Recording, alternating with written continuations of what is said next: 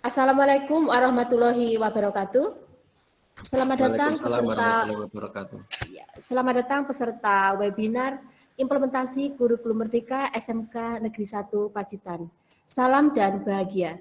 Pada kesempatan yang berbahagia ini, kita akan menyampaikan pembelajaran dari penerapan konsep inti dari modul budaya positif, serta pemahaman mengenai konsep-konsep inti dalam budaya positif.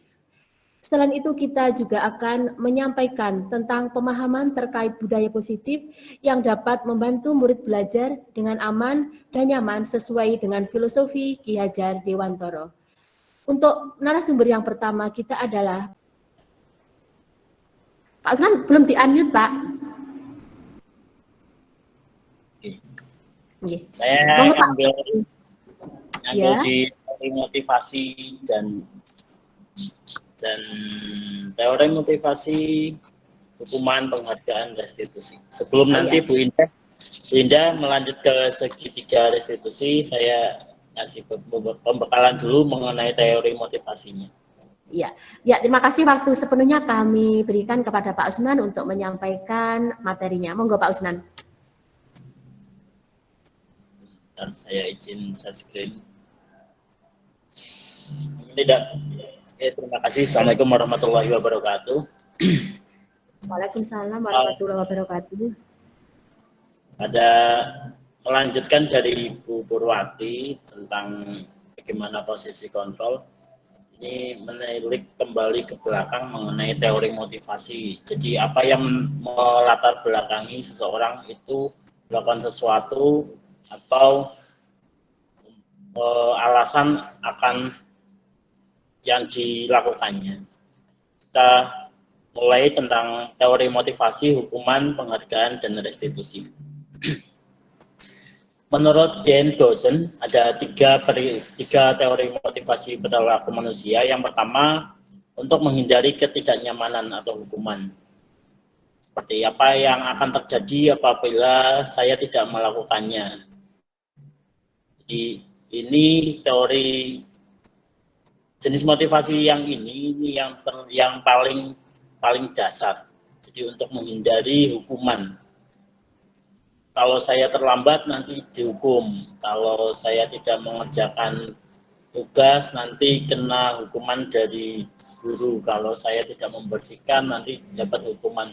Nah, teori-teori motivasi yang itu termasuk teori eksternal. Yang kedua, untuk mendapatkan imbalan dari orang lain atau institusi. Berbeda dengan teori yang pertama, kaitannya hukuman, untuk menghindari hukuman. Ini mendapatkan imbalan.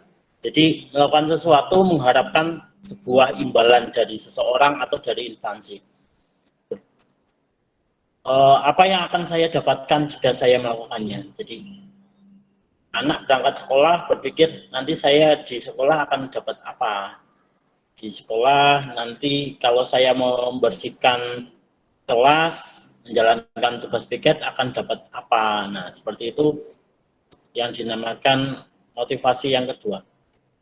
Nah, yang di ketiga ini nanti berkorelasi dengan disiplin positif untuk menghargai dirinya sendiri. Jadi, saya akan menjadi orang seperti apa bila melakukannya. Penghargaan terhadap diri sendiri tentang aktualisasinya ini akan membuat siswa atau seseorang itu lebih belajar akan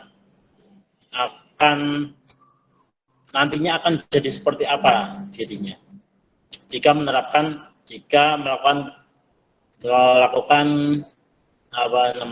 melakukan kegiatan itu. Jadi merdeka menurut Ki Hajar Dewantoro tidak hanya terlepas dari perintah, tetapi juga cakap memerintahkan dirinya sendiri. Sebelum nantinya ke Bu Indah tentang segitiga restitusi, saya bahas terlebih dahulu. Restitusi, proses menciptakan kondisi bagi murid untuk memperbaiki kesalahan mereka, sehingga mereka bisa kembali pada kelompok mereka dengan karakter yang lebih kuat.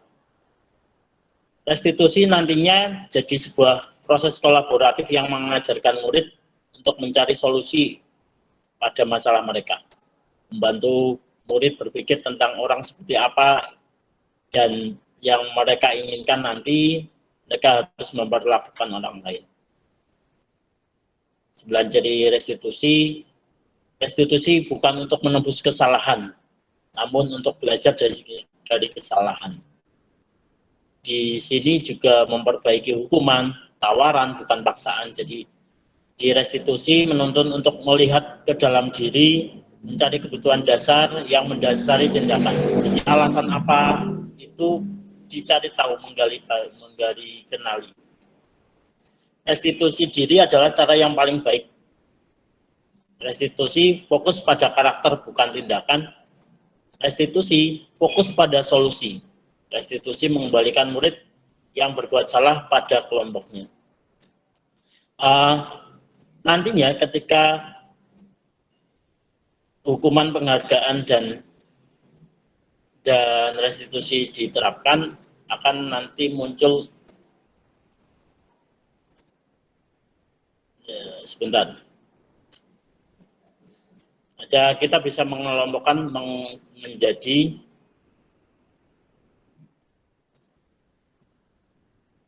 tadi saya share screen muncul apa tadi? Ada ya? Belum, Pak. Belum muncul, Pak. Belum muncul. Belum muncul? Belum. Saya ulangi.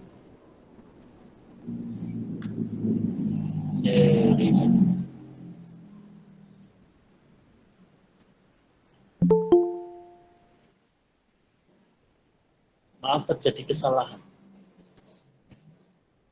Tidak muncul?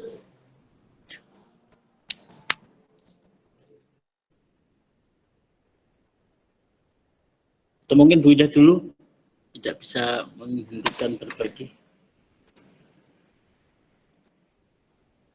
Pindah.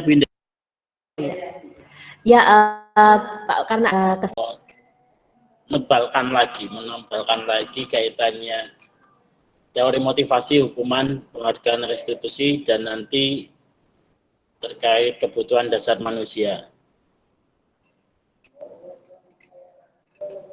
Teori motivasi perilaku manusia menurut William Gibson itu ada tiga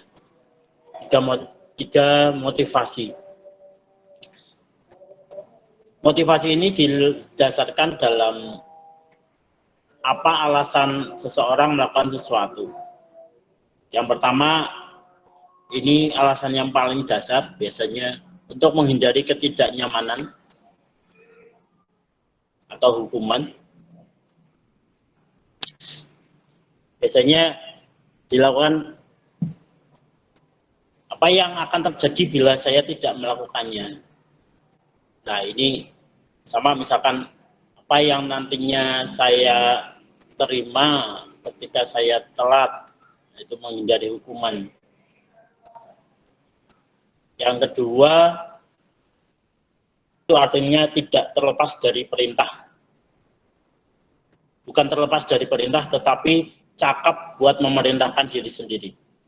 Berbuatnya bagaimana nantinya penghargaan terhadap diri sendiri. Contoh misalkan kita mau mengikuti diklat CGP ini.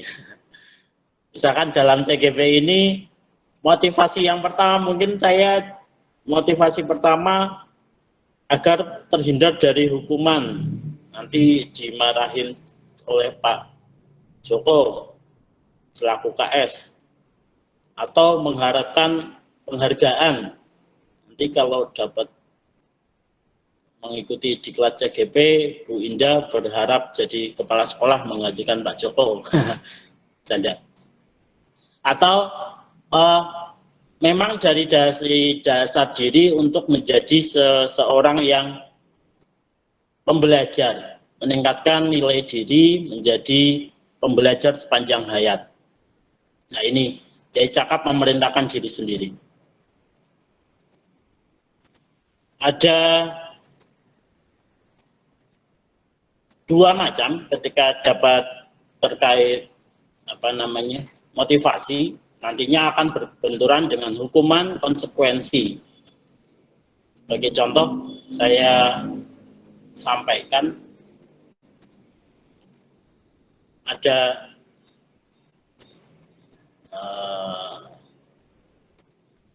bentar.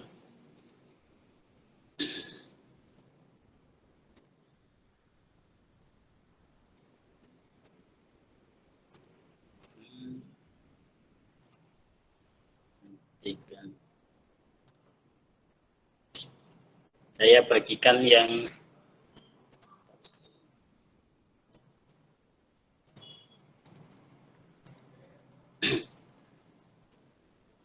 terlihat ya, atau saya besarkan. Misalkan mencatat 100 kali dalam buku kalimat saya tidak akan terlambat lagi karena terlambat sekolah. Itu termasuk hukuman atau sanksi atau konsekuensi. Kira-kira apa Bapak Ibu? Hukuman. Cek ya. Ternyata 100 kali dalam mencatat saya tidak akan terlambat lagi itu konsekuensi. Lari mengelilingi lapangan basket 2 kali karena terlambat hadir di sekolah. Hukuman. Hukuman, betul. Membersihkan coretan yang dibuatnya di meja tulis. Konsekuensi. Ganti. Betul. Murid diminta push up 15 kali karena tidak menggunakan masker ke sekolah. Hukuman. Hukuman. Hukuman. Betul ya? Betul. Menggantikan kertas tugas teman yang telah dicoret-coret. Konsekuensi. Konsekuensi. Ya. Berjemur di lapangan basket pukul 12 siang karena mengobrol dengan teman. Hukuman. Hukuman. Jelas. Murid diminta bertelanjang kaki sepanjang hari karena tidak menggunakan sepatu warna hitam sesuai peraturan sekolah. Hukuman. Dan ada konsekuensi? Hukuman. Hukuman. Betul. Berdiri di depan kelas sambil mengangkat kaki satu karena tidak bisa menjawab pertanyaan.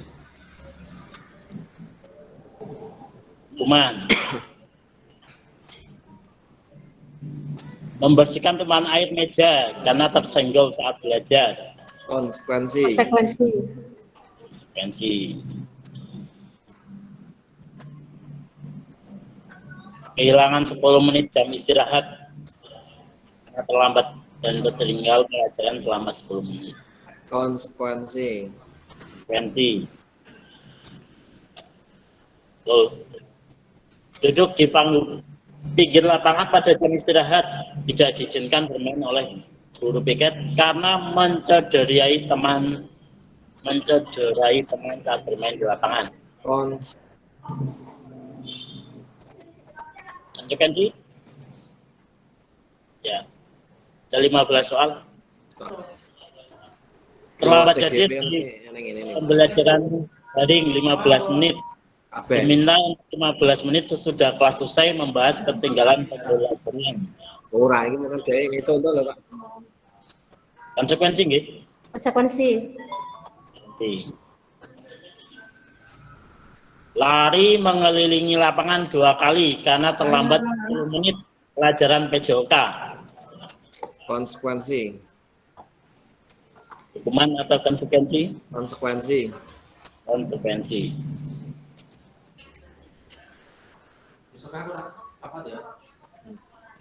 Membersihkan WC sekolah karena mematahkan pensil kawannya. Hukuman. Hukuman.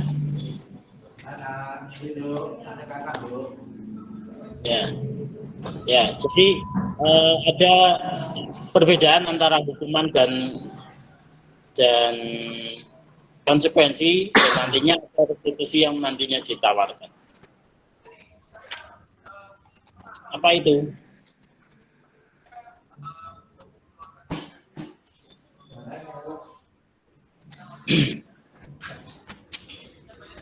Hukuman sesuatu yang menyakitkan dan harus terjadi. Disiplin, ada konsekuensi, restitusi, konsekuensi, sesuatu harus terjadi. Kalau enggak kayak gitu ya harus. Nah, berbeda dengan restitusi, merupakan pilihan. Siswa dapat memilih apa yang nantinya buat kembali ke kelompoknya. Hukuman biasanya tidak nyaman untuk murid atau untuk anak dalam jangka panjang. Konsekuensi tidak nyaman tapi dalam jangka pendek. Berbeda restitusi bersifat menguatkan dalam waktu yang panjang. Korban mendapatkan keadilan kalau hukuman. Jadi korban, kalau konsekuensi itu korban bisa diabaikan, restitusi korban mendapatkan ganti, dan seterusnya. Ada hal yang contohnya kayak gini, peraturan adalah bla bla bla, kamu harus, nah itu hukuman. Bukan konsekuensi, apa peraturannya? Mampukah kamu melakukannya? Nah, terima kasih. Di restitusi, apa yang nantinya kamu yakini, apa yang bisa kamu lakukan untuk memperbaiki masalah ini. Itu.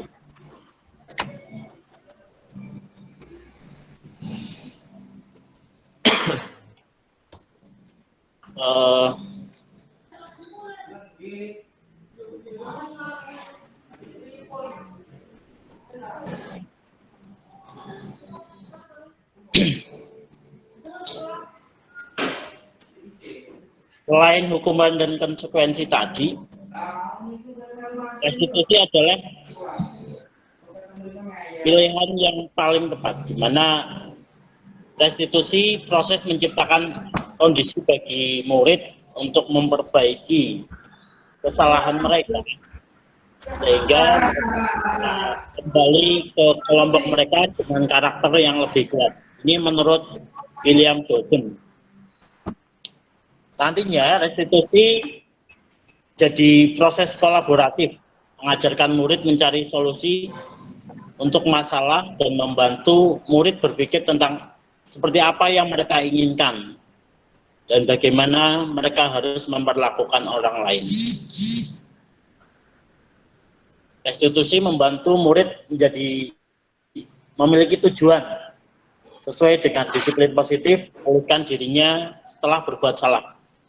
Jadi tidak stigma salah dalam dirinya akan terbayar dengan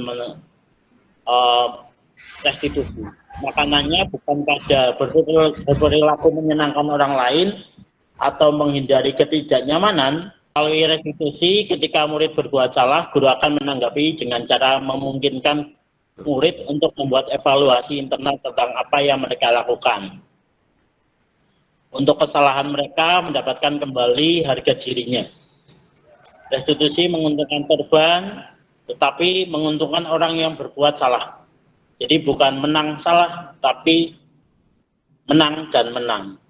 Ini sesuai dengan prinsip teori yang tadi Bu Indah sampaikan, William Gulose, tentang solusi menang-menang.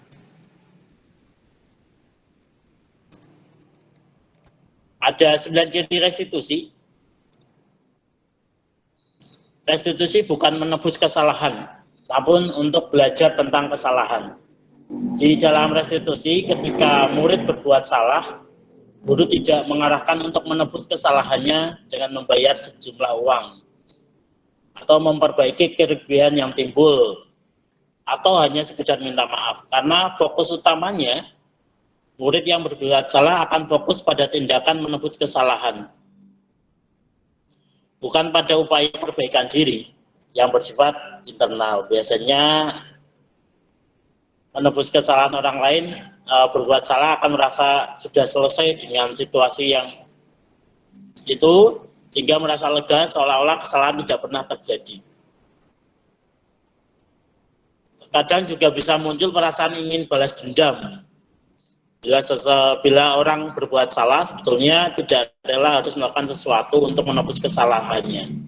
Kalau tindakannya untuk menebus kesalahan dipahami sebagai hukuman, maka mereka akan berpikir situasinya menjadi impas. Restitusi sebenarnya usaha menebus kesalahan, tetapi inisiatif dari murid untuk inisiatif murid yang melakukan kesalahan. Tadi saya bagaimana nantinya seperti apa dan langkah yang ditempuh bagaimana itu pilihan dari siswa, dari muridnya. Ketika murid belajar dari kesalahan menjadi baik untuk masa depan, mereka akan mendapatkan pelajaran bisa dipakai terus-menerus di masa depan untuk menjadi orang yang lebih baik. Restitusi akan memperbaiki hubungan. Restitusi tentang perbaikan hubungan dan memperkuatnya, juga membantu murid dalam hal mereka ingin menjadi orang seperti apa dan bagaimana mereka ingin diperlakukan. Restitusi, refleksi, dan pemulihan. Proses ini menciptakan kondisi yang aman bagi murid, menjadi jujur pada diri mereka sendiri, dan mengevaluasi dampak dan tindakan mereka pada orang lain. Restitusi adalah tawaran, bukan paksaan. Restitusi yang dipaksa bukanlah restitusi yang sebenarnya, tapi nantinya berujung ke konsekuensi. Bila guru memaksa restitusi, murid akan bertanya apa yang terjadi kalau tidak melakukannya. Misalkan mereka sebenarnya tidak suka guru yang guru sarankan, nantinya jatuhnya jadi konsekuensi. Tapi siswa diberikan pilihan, tawaran. Tidak apa-apa kok berbuat salah, itu manusiawi. Tadi di Bu Indah disampaikan ada tahapannya. Semua orang sudah pasti berbuat salah. Pembicaraan ini nantinya tawaran, bukan paksaan untuk kamu harus melakukan ini, kalau tidak, ya gitu. Restitusi menuntut untuk melihat ke dalam diri. Kamu ingin jadi orang yang seperti apa? Kamu akan terlihat, terdengar, dan terasa seperti apa kalau sudah menjadi orang yang seperti itu? Kamu akan percaya bagaimana orang harus memperlakukan orang lain dan sebagainya. Nah, terus kalau nantinya siswa tidak murid tidak menawarkan, bagaimana? Ya tidak apa-apa. Lalu apa yang kamu percaya dikembalikan lagi. Restitusi mencari kebutuhan dasar yang mendasari tindakan. Nah, di sini ada 5 kebutuhan dasar. 5 kebutuhan dasar dalam melakukan oleh manusia.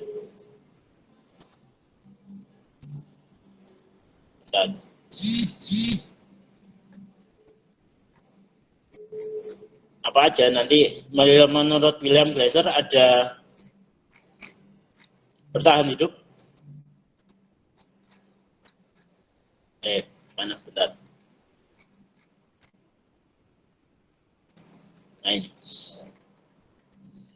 Ada bertahan hidup, kasih sayang dan rasa diterima, penguasaan, kebebasan, dan kesenangan. Ini kebutuhan dasar manusia. Nantinya ketika kebutuhan dasarnya tidak seimbang, tidak terpenuhi secara seimbang, manusia atau seseorang akan melakukan suatu tindakan. Kembali ke restitusi diri adalah cara yang paling baik. Ini mengevaluasi dirinya. Saya tidak suka kalau kamu berbicara pada saya semacam itu. Jadi menelisik ke diri sendiri. Ketika murid bisa melakukan restitusi diri, maka dia akan bisa mengontrol dirinya dengan lebih baik, dengan tujuan yang lebih baik pula. ketika berhadapan dengan orang lain, mengevaluasi diri, bukan lagi mengevaluasi orang lain, tapi dikembalikan ke dirinya. Restitusi berfokus pada karakter, bukan tindakan. Maksudnya apa? Dalam proses restitusi diri, murid akan menyadari dia sedang menjadi orang yang seperti apa. Lalu akan fokus pada penguatan karakternya, mau jadi apa nantinya. Kamu bisa saja minta maaf, tapi orang lain akan lebih suka mendengar apa yang kamu lakukan dengan lebih baik. Jadi ketika ada obrolannya kayak gitu. Restitusi menguatkan. Bisakah momen ketika murid melakukan kesalahan menjadi momen yang baik? Nah, tentunya bisa, asalkan ia belajar dari kesalahan itu, terus diinternalisasi dan menguatkan diri untuk memperbaiki perilakunya di masa depan.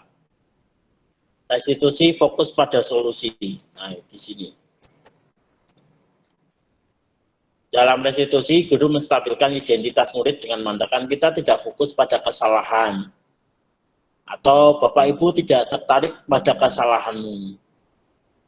Siapa yang salah, siapa yang benar tidak. Tapi pada solusi yang nantinya ingin ditawarkan agar win-win solution, mencari win-win solution. Restitusi nantinya mengembalikan murid yang salah pada kelompoknya. Contoh, misalkan dalam ada anak nakal, orang tuanya menyuruh pergi dari rumah. Apakah mereka ketika pergi dari rumah, mereka akan tahu kalau belajar tentang nilai-nilai kebajikan di luar? Atau ketika mereka beneran pergi, menyadari kesalahannya? Tentunya tidak. Padahal kalau mereka jauh dari orang tuanya, justru malah tidak ada yang mengajari mereka tentang nilai-nilai kebajikan. Mereka tidak belajar bagaimana nasib generasi ke depannya. Kalau menjauhkan remaja kita, mereka akan putus hubungan. Jadi ketika anak berbuat salah, kita tidak bisa memotivasi untuk menjadi baik. Kita hanya bisa menciptakan kondisi agar mereka bisa melihat dalam diri mereka. Kita seharusnya mengajari mereka untuk menyelesaikan masalah mereka dan berusaha mengembalikan mereka ke kelompok dengan memiliki karakter yang kuat. Jadi restitusi dianggap menjadi. Terima kasih atas pemaparan materinya oleh Pak Usman yang sudah sangat jelas sekali. Ada Ibu Bapak yang masih punya unek-unek atau pertanyaan seputar materi yang kami berempat tadi sampaikan, bisa raise hand untuk disampaikan di sini pertanyaannya. Monggo. Ini pertanyaannya saya sampaikan ke Pak Giano. Pertanyaannya di sini, bagaimana jika kita sudah menerapkan restitusi dan manajerial, tetapi ternyata anak itu melakukan kesalahan itu secara berulang-ulang. Jadi buat kesempatan ketika gurunya tidak marah, tidak menghukum, ternyata itu kesalahan itu setiap hari berulang-ulang, walaupun kita sudah melakukan manajerial.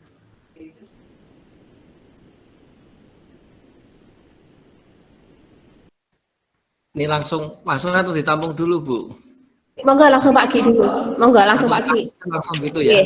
Nggih. Gini Bu ya, karena kan memang pendekatannya kalau restitusi itu kan pendekatan humanis ya. Jadi pendekatan humanis itu kan cenderung kita itu bukan berarti lemah sih ya, tapi karena kan namanya humanis berarti kan cenderung kita mencari solusi atas permasalahan anak. Kemudian anak sebagaimana istilahnya apa ya, anak itu dibuat supaya dia itu bisa mencari solusi tersendiri. Terus bagaimana kalau tidak jerah gitu? Pertanyaan kan itu sebenarnya. Kalau misalkan anak ya sudah ketika membuat masalah, katakan misalkan terlambat, atau mungkin di kelas misalkan ketika saat kita mengajar terus tidak memperhatikan, kemudian kita membuat apa istilahnya ya, suatu penanganan dengan menggunakan restitusi tadi dengan posisi sebagai manajer, tetapi ternyata besoknya masih melanggar lagi, ternyata anaknya besok lagi masih melanggar lagi, berarti ya otomatis kita harus perlu penanganan lebih lanjut. Kita harus koordinasi dengan pihak-pihak terkait. Kita tidak bisa bekerja sendiri. Siapa? Ya wali kelas tentunya, kemudian BK, kemudian orang tua wali murid yang bersangkutan. Semacam itu harus ada komunikasi. Kalau misalkan kita sudah upayakan sebaik mungkin dengan posisi sebagai manajer, kemudian ngambil posisi sebagai manajer, permasalahan dipecahkan dengan segi restitusi, tapi ternyata kok masih meleset, besok-besok masih melanggar dan seterusnya, ya kita tetap ya mengupayakan, ya jangan kok nanti terus kita berganti ke hukuman, enggak, tetap kita usahakan kayak gitu ya, sebaik mungkin, tapi tetap kita ya berkoordinasi dengan pihak-pihak yang lain, ada guru BK, kemudian ada wali kelas, kemudian manggil orang tuanya, semacam itu. Kurang lebih itu Bu, jadi ya tidak dipikir sendirilah, ibaratnya kayak gitu. Mungkin itu moga-moga cukup, kalau misalkan kurang pas ya nanti saya tanya.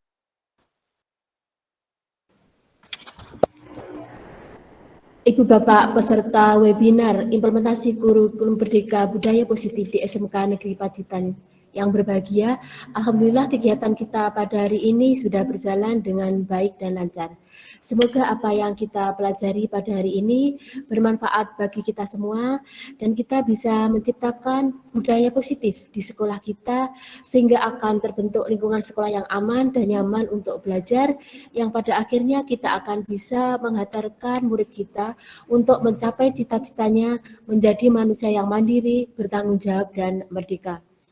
Terima kasih kepada Bapak Kepala Sekolah yang telah meluangkan waktu untuk hadir pada kegiatan ini, dan juga terima kasih kami ucapkan sebesar-besarnya kepada semua peserta webinar atas partisipasinya dalam kegiatan ini. Untuk mengakhiri kegiatan kita pada hari ini, marilah kita tutup dengan foto bersama. Monggo Ibu Bapak peserta bisa on-kan kameranya, kemudian akan kita ambil gambar bersama-sama.